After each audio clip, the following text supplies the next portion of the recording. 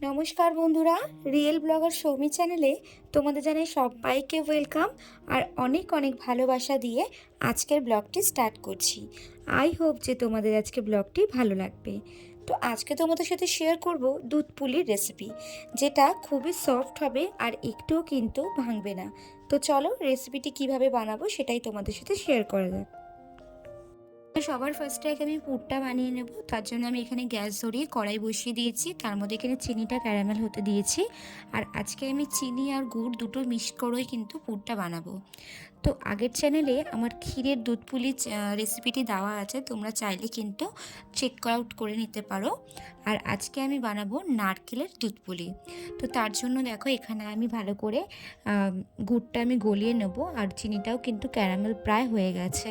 তো তারপরে এর মধ্যে নারকেলের কোড়াটা দিয়ে সুন্দর করে কিন্তু অনবরত আঠা আঠা টাইপের কিন্তু করে নিতে হবে, যাতে লেগে না যায়। অনবরত কিন্তু এটা নাড়তে হবে।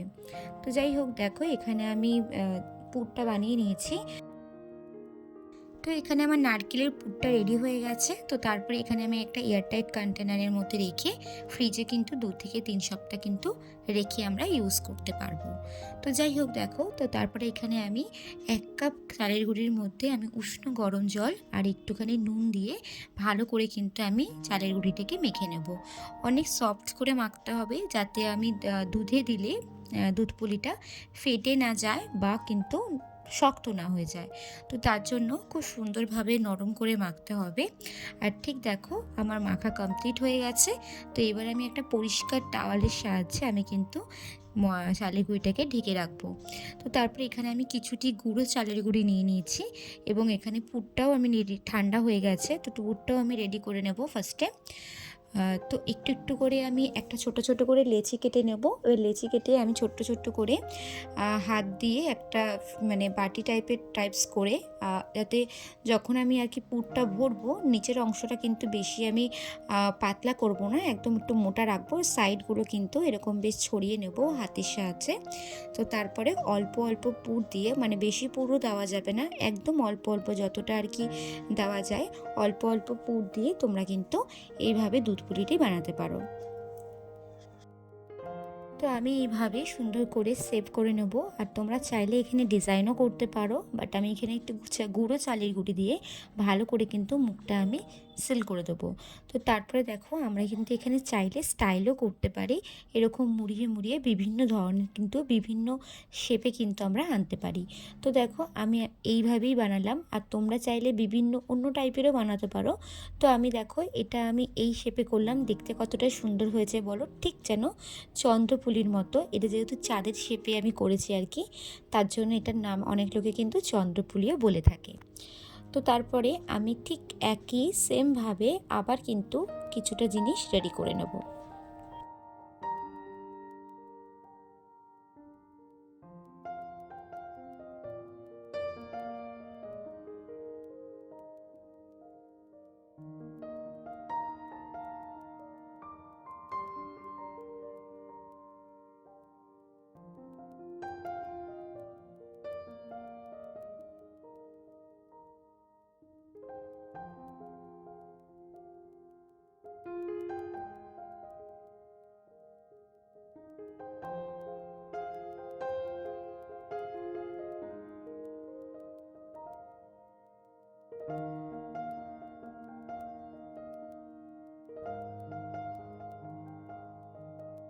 তো এখানে আমার পুলিগুলো সাজানো কমপ্লিট। আর এখানে কিন্তু আমি 1 কাপ মানে চালের গুঁড়িতে আমি 15খানা কিন্তু পুলি বানিয়েছি।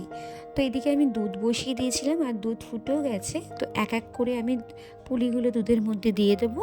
আর এখানে আমি একটু যেই পুরটা বানিয়ে রেখেছি সেই পুরটা একটু অ্যাড করেছি, যাতে দুধের মালাইটা যেন আরও গাঢ় হয়ে যায়।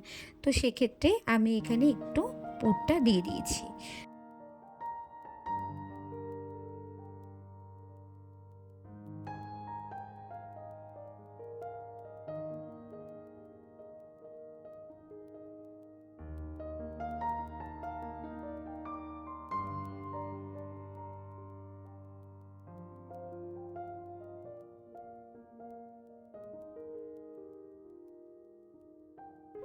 তো এখানে 10 মিনিটের মতো হতে দিয়েছিলাম। তারপরে আমি একটা পাত্রে সুন্দর করে কিন্তু পিঠেগুলো ঢেলে নিলাম। আর একটু ঠান্ডা হলে তোমরা পরিবেশন করবে। আর দেখতেই পাচ্ছ কতটা সুন্দর হয়েছে, একটাও কিন্তু ভাঙেনি। তো তোমরা যারা আমার ভিডিওটি দেখছো, যদি কোনো লাইক বা কমেন্ট না করে থেকো, বলবো প্লিজ লাইক করে যেতে, আর ভালো লাগলে চ্যানেলটিকে সাবস্ক্রাইব করে দিতে। আর আমার এই ভিডিওটি যদি তোমরা ফেসবুক পেজ থেকে দেখে থাকো তাহলে অবশ্যই কিন্তু ফলো করে দিও, আর ইউটিউব চ্যানেল থেকে দেখে থাকলে সাবস্ক্রাইব করে দিও। তো তোমরাও একবার বাড়িতে বানিয়ে খাবেন, অসম্ভব সুন্দর হয়, একটুও ভাঙবে না, আর কিন্তু খেতেও কিন্তু সফট থাকবে। তো আজকের মতো এখানেই রাখলাম, আবার দেখা হবে কালকে কোনো নতুন ব্লগের সাথে।